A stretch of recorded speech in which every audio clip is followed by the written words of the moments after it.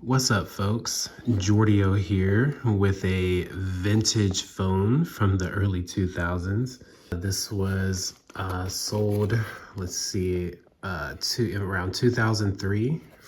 This particular one on AT&T Wireless. That's the original AT&T Wireless, not AT&T Mobility that exists today. So I'm going to be opening it up because this has been sealed for 22 years now, and going to take a look at it. This is a TDMA or DAMPS phone, and that kind of service is not available to use anymore, so it's not possible to activate this phone. And it's a pretty cheap Nokia phone. Nothing special about it. Just looking at it in the package, I can just see it's made of a really cheap plastic. But, you know, people like to talk about how these old Nokia phones were pretty robust and stuff like that. So, if anything, this will be a nice little snake or thing to play Snake on or something like that. We'll take a look at the software and the games on it to see, like, you know, what it has. But yeah, let's take a look at the rest of the packaging. Again, this was, you know, on AT&T. Supposedly it comes with a $10 airtime card that we likely cannot redeem today. 35 ringtones. I'm sure they're monophonic ringtones. And it looks like you used to be able to download more. Get our phone, battery, charger, and a headset. Nice. We can kind of see what we get in here. Our charger there. I think that's the headset wrapped up in there. And then there's our battery. It's going to be kind of hit or miss whether or not this battery will charge. Had some pretty good luck on some old Virgin mobile phones, so hopefully this will work. So yeah, let's go ahead and cut it open. I have a love-hate relationship with these blister packages because while they're difficult to get into,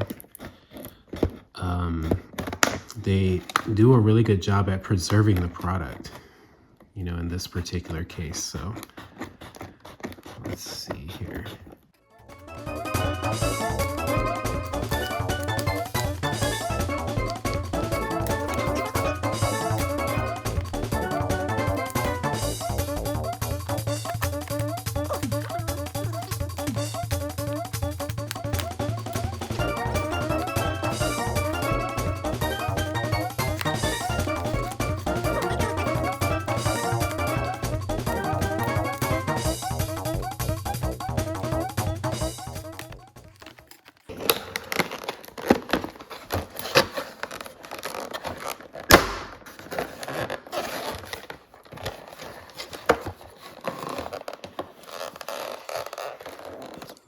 We have our phone there.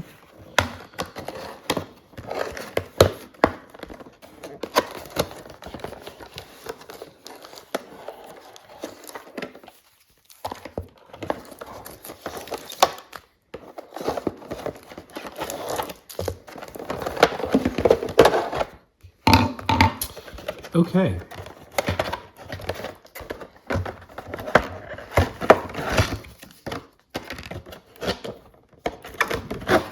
So I think that is everything. All right, so let's take a look. So we got our phone, most importantly. There's a little bit of a little peel thing there. Let's see if I can get that off. I'll take that off later.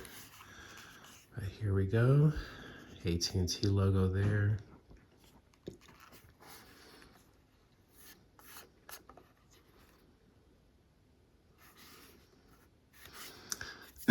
Power button on the top. All right, there's our charger, Nokia charger. Got our battery.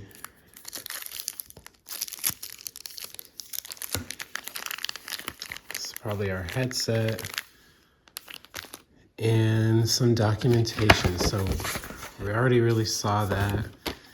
And then there's some stuff on the inside. And then here's our documentation. So we got our free-to-go wireless simple setup guide showing us how to start up the service and, you know, get familiar with your phone and whatever. We got our refill card. Guess it's in here somewhere. Probably have to rip that open to get to it. And then we have our manual.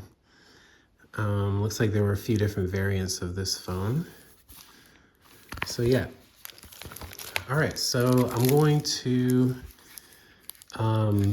get this phone all charged up, and then we'll take a closer look at the software and everything. Before I start charging, let's take a look at the inside real quick. Not much interesting. Not a GSM phone, so we don't get a SIM card slot, of course. It was pretty hard to take this back cover off. You got to squeeze down at the bottom and then pull at the top. I had to pull out the manual to find out how you do it. I noticed something interesting in the manual too. Let's see, where is it?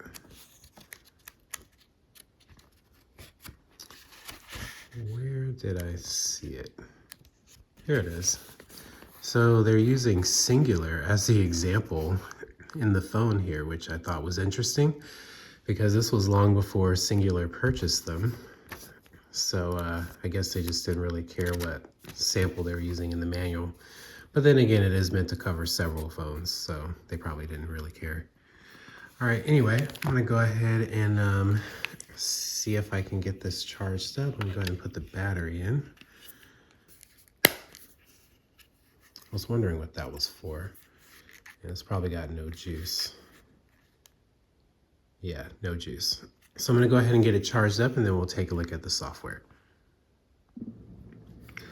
All right, so now that we're all charged up, fortunately this battery seems to work just fine. Before we power it up, let's take another quick look around it. We've got our where the charger goes, headset, and then some kind of 2-pin data connection there, mic hole. These might be for a stand. You know, for this to be cheap and plastic, it feels really good and solid. And arguably that's why people like these things. Got our power button at the top. Let's go ahead and power it up.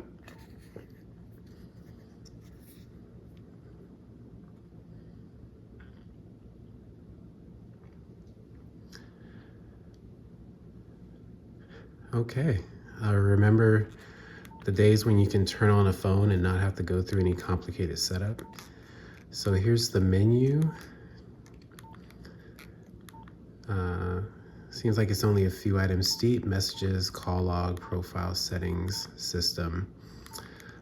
So let's take a look at the ringtones, or listen to the ringtones. Well, some of them. This phone has monophonic ringtones, so they're not super fun to listen to, but I'm sure you folks remember this one. Fun. It's kind of loud. Let me see if I can turn that down a bit.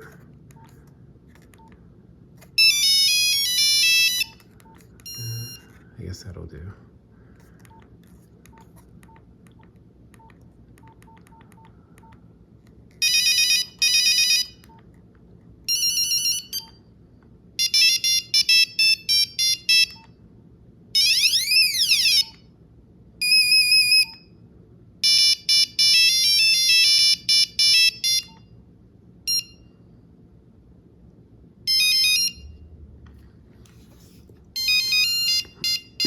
I'm sure I've heard a polyphonic version of this one.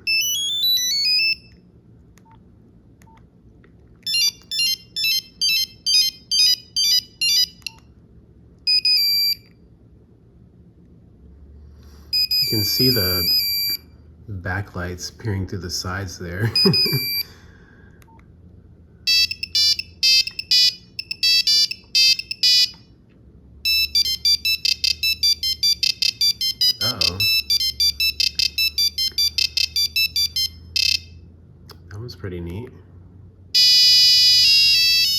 There's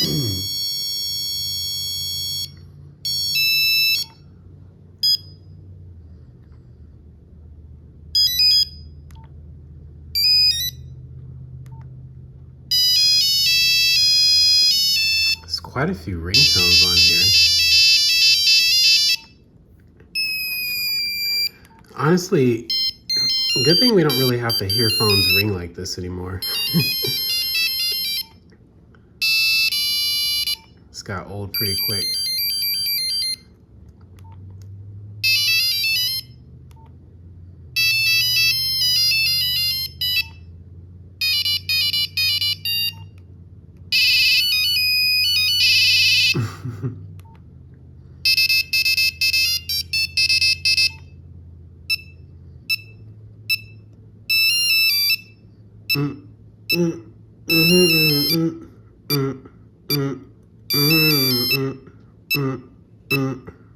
I could throw a bass line to that.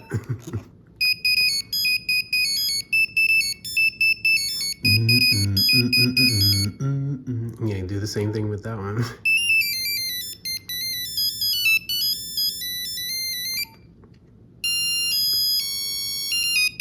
Yeah, most of these are pretty boring.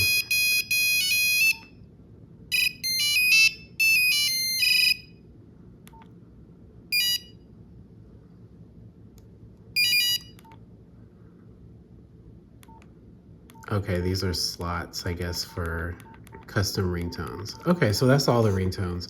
So the only other thing I wanted to show off, I guess we can look at some of the settings. Nothing really too interesting here.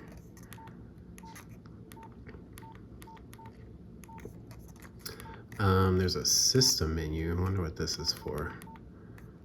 I guess selecting networks or whatever. So anyway, let's look at the games, because really the only good thing this is good for these days is to play Snake and some of the other stuff it came with. So we got Snake 2, Space Impact, Pairs 2, and then some settings. So let's definitely check out Snake 2 rather. I'm gonna assume it uses the number pad to control. Let's see. Yeah. Probably should use 2 hands.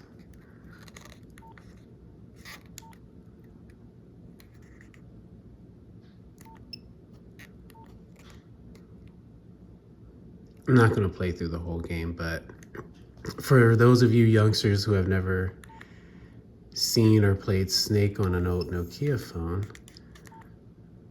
this is what it was like.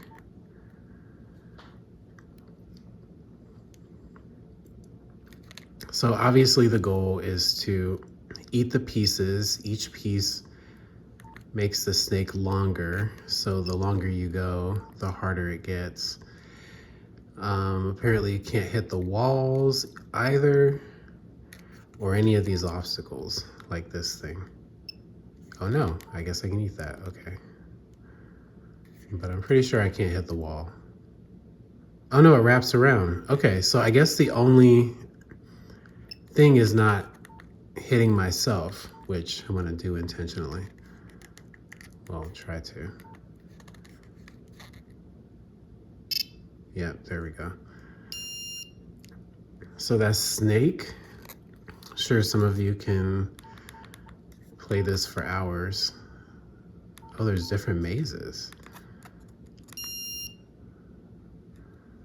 Let's see what that looks like.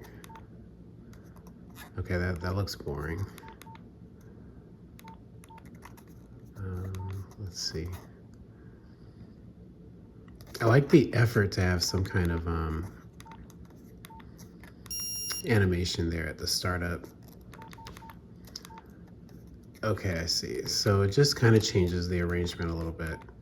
All right, so there was also Space Impact.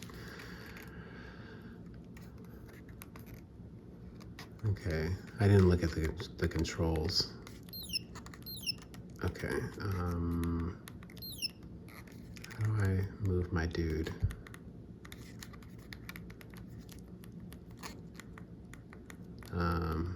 Yeah, it looks like I'm dead. Okay. All right, so I gotta figure out the controls on that game, but let's check out pairs. Is this a matching game?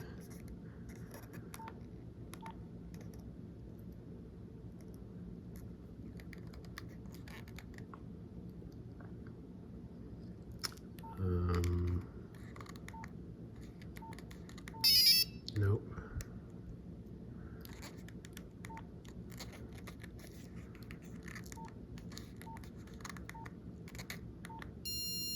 Oops, I lost. Okay. All right, so anyway, those are the 3 games, and let's see. Yeah, not much else interesting on this phone. So yeah, that's a look at the Nokia 1260, an extremely simple Nokia phone from the early 2000s. Really need to be able to unpackage finally and add this to my collection. Again, this is a DApps TDMA phone that you cannot activate anymore today. But anyway, thanks for checking this video out. If you like this, leave a comment.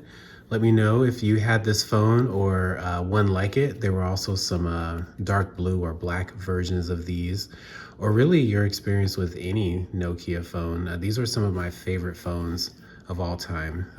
Too bad the name is not too popular anymore. Anyway, folks, take care. Oh, and by the way, I happened to notice that the refill card expired at the end of 2004. So guess we missed out on this $10 that came with the package. Oh, darn. Anyway, that's all I have, folks. Take care. See you soon.